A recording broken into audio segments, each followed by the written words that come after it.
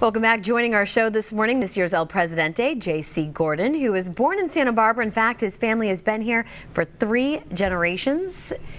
Good morning, and thanks for joining us this morning. Good morning. Thank you very much for having me. So this is my first year to see the Old Spanish Days Fiesta, so I'm very excited because it's pretty much all anyone can talk about leading up to the 3 months to the event. What is this year's theme? Anything new that we can expect? Absolutely. I took a look at the last handful of years of the themes, which have included Fiesta Romantica last year.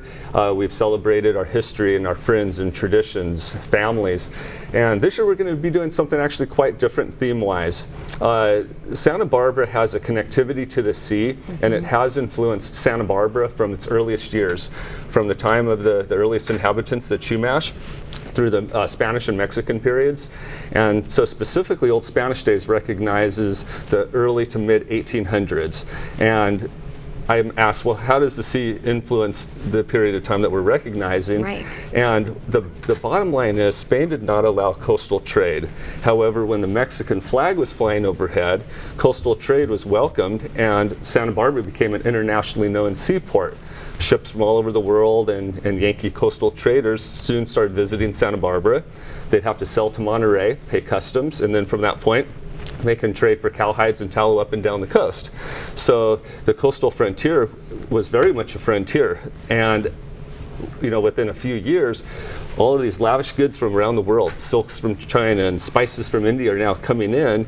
And so the prosperity of the Old Spanish Days went up tenfold. Now, with that prosperity, is that going to be reflected in the parade and the festivities this year? Does the theme dictate what everything, I guess, follows as far as dress and decoration, or how does that work? That's correct. So we will see elements of the theme in the parade. We have our first upcoming event is La Primavera, and I'll speak to that in just a moment. But absolutely, everything is going to be focused on the sea through the 4 nations of Santa Barbara time periods, right? Okay, now, and this Saturday, you kick everything off with La Primavera, and that is going to be happening in Santa Barbara.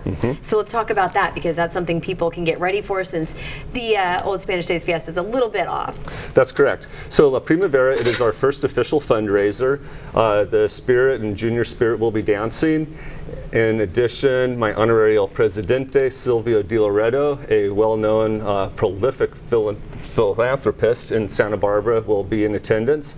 And the location will take place at Rancho Dos Pueblos. Rancho Dos Pueblos has amazing history, all related to the sea. It's actually ground zero of the coastal frontier. From Portuguese explorer Juan Cabrillo, who anchored right offshore, to Sebastian Vizcaino, who actually named Santa Barbara Channel and the islands. Actually Santa Cruz Island specifically. Both of the ANSA expeditions and Gaspar de Portola both camped on Dos Pueblos Creek. So where the event is taking place, from one spot you can point to every different period of time where historical events took place. Well, that is so exciting. That's this weekend. You will be there. Thank you so much for being here with us this morning. It sounds like an amazing event, and obviously leads up to the big finale, which is the Old Spanish Days Fiesta 2016. Ticket sales are closing today, and we're reaching maximum capacity, but we are really looking forward to a great year, and I appreciate you having me. Thanks so much. Yeah, thank you. And that's it for your local news on Fox 11. Have a great day.